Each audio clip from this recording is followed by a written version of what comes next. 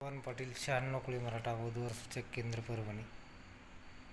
आपल्याला मुलाचं स्थळ पाहिजे असेल अगर किंवा मुलीचं तर माझा नंबर 7020750526 या नंबरला आपला बायोडाटा फोटो तुम्ही टाकू शकता. चव्हाण पाटील 96 मराठा वधूवर सूचक केंद्रामध्ये आपली कुठलीही फसवणूक होणार नाही. खरी ती माहिती द्या.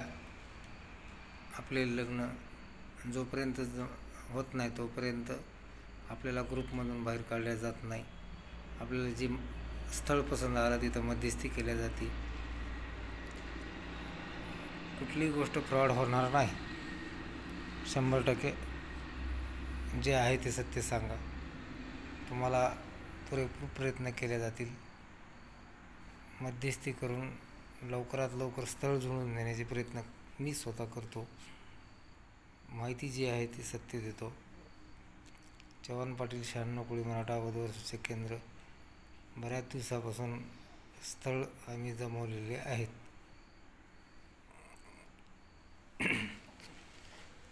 बायोडाट्यावर आमचा कुठलाही नंबर नसतो, आमचा कुठला लोगो नसतो.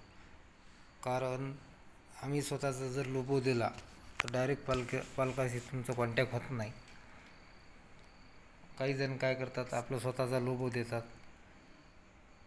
पालकाचा कॉन्टॅक्ट होत नाही. त्यामुळं विलंब लागतो, उशीर लागतो लग्न जमायला.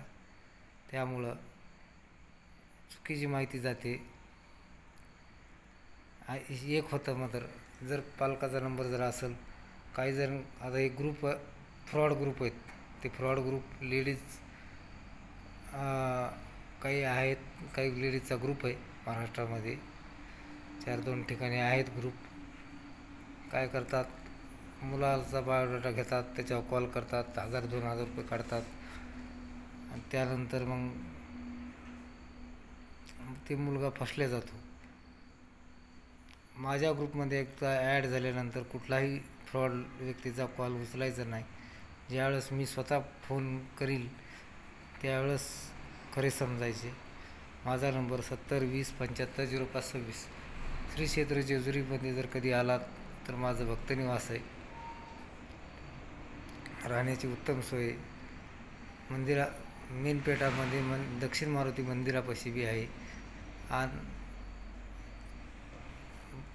पुणे पंढरपूर रोडला बसस्टँडच्या शेजारी, ST स्टँडच्या शेजारी अजिंक्यतारा नावाचं भक्तनिवास आहे. गाडी लावायला भरपूर मोठी पार्किंग आहे इथं बसस्टँडपाशी. गावामध्ये आहे, मोजकी आहे, 4-2 गाड्या लागायची. इथं 2 एकर पार्किंग आहे. केवढी गाडी लागू शकते.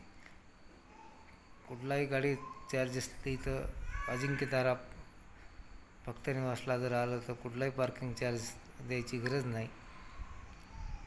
स्वतःची आपली पार्किंग असल्यामुळं तुम्हाला एकही रुपया द्यायची गरज नाही.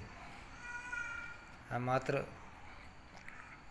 जेजुरीमध्ये आल्यानंतर तुम्ही आम्हाला अवश्य कॉन्टॅक्ट करू शकता.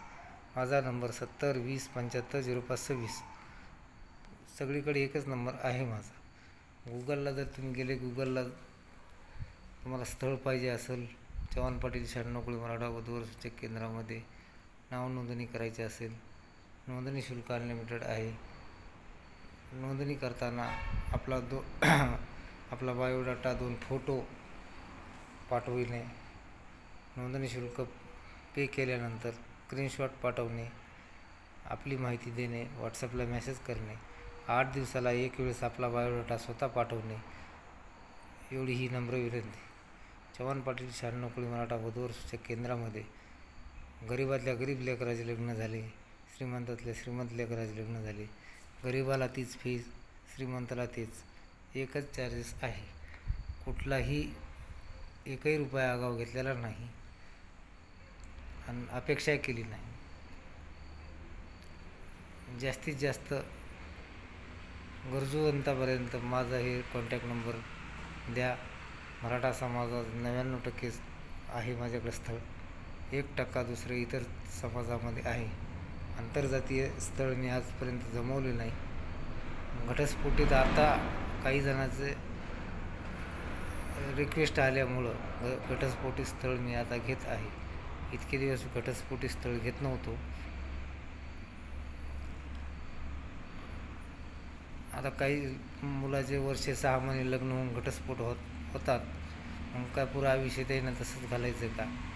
त्यामुळं एक विचार करून की बाबा ह्या मुलाचं वय जातं 30 आहे आणि जर आताच याचा जर घटस्फोट झालेला असेल आणि आपण जर याच्याकडे दुर्लक्ष केलं, त्याचं बिना लग्नाचा, पहिले तर लग्न झालेलं आहे मात्र बिना संसाराचा हे मुलगा राहील कसा?